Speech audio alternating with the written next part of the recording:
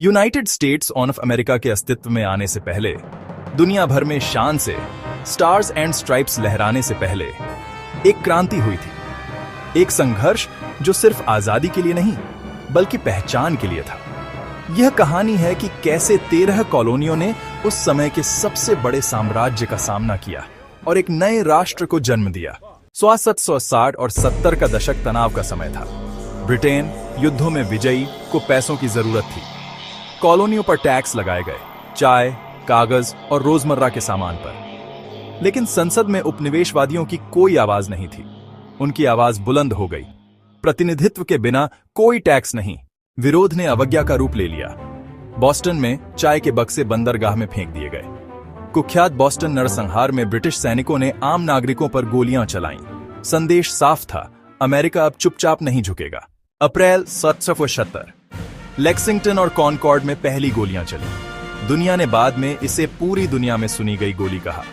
किसानों, लोहारों और आम नागरिकों ने उस युग की सबसे शक्तिशाली सेना के खिलाफ हथियार उठा लिए। अमेरिकी क्रांति शुरू हो चुकी थी। 1770 तक स्वतंत्रता का सपना अजेय हो चुका था। 4 जुलाई को स्वतंत्रता की घोषणा पर हस्ताक्षर किए गए। थॉमस जेफरसन द्वारा लिखे गए शब्दों ने एक आग लगा दी। सभी मनुष्य समान बनाए गए हैं। इसके साथ ही 13 कॉलोनियों ने खुद को एक नया राष्ट्र घोषित कर दिया, the United states of America. युद्ध क्रूर था। वैली फोर्ड्स की सर्दियों ने क्रांतिकारियों की भावना की परीक्षा ली, लेकिन जॉर्ज वॉशिंगटन के नेतृत्व में उम्मीद जिंदा रही।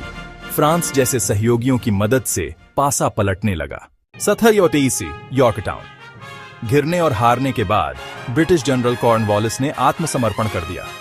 युद्ध समाप्त हो गया था। 2 साल बाद ब्रिटेन ने आधिकारिक तौर पर अमेरिकी स्वतंत्रता को मान्यता दी। एक नए राष्ट्र का जन्म हुआ जो स्वतंत्रता, स्वशासन और लोकतंत्र के आदर्शों पर बना था। अमेरिकी क्रांति एक युद्ध से कहीं ज्यादा थी। यह एक राष्ट्र का जन्म था। विद्रोह और बलिदान से स्वतंत्रता मिली और एक नया विचार जिसने दुनिया को प्रेरित किया। यूनाइटेड स्टेट्स ऑफ अमेरिका ने अपनी पहली